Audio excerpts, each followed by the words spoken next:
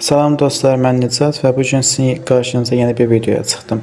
Donmuş kompüterlər və yaxud köhnə performanslı kompüterləri 5 addımda necə gücləndirib sürətləndirə bilərik? Bu gün bunu öyrənəcəyik. Gecikmədən keçid edək videomuza. Zombie apocalypse.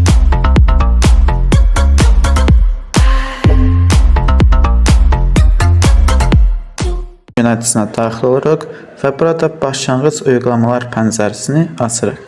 Gördüyünüz açılan pəncərədə durumların hamısı devre dışı buraxılmalıdır. İndi hazır mən daha birini etkinləşdirib sizə göstərəcəm.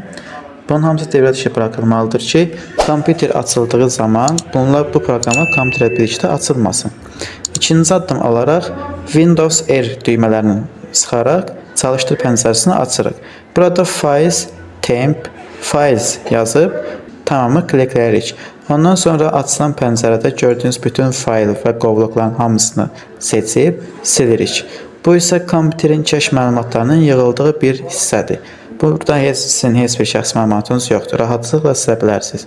Sonrası keçək 3-cü addıma ara qisminə gəlirik. Burada gəlişmiş sistem ayarlarının görüntüləyə gəlirik. Burada isə açılan pəncərədə gəlişmiş, performans və oradan ayarları vururuq.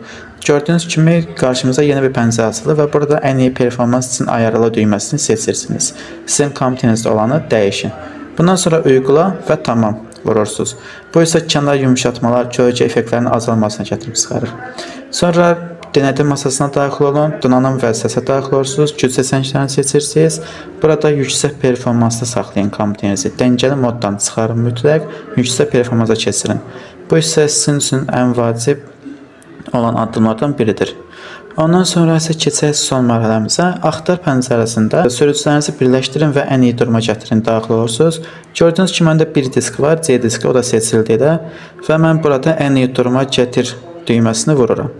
Bir neçə saniyədən sonra artıq C diskdə ən iyi duruma gətirmiş halda olacaq. Bu proses üçün HDD kompüterlər üçün vacib bir amildir. Bunu mütləq edin. Gələn videolarda görüşənədək videolarda nə görmək istəyirsinizsə onu şərhlərdə yazmaqla unutmayın.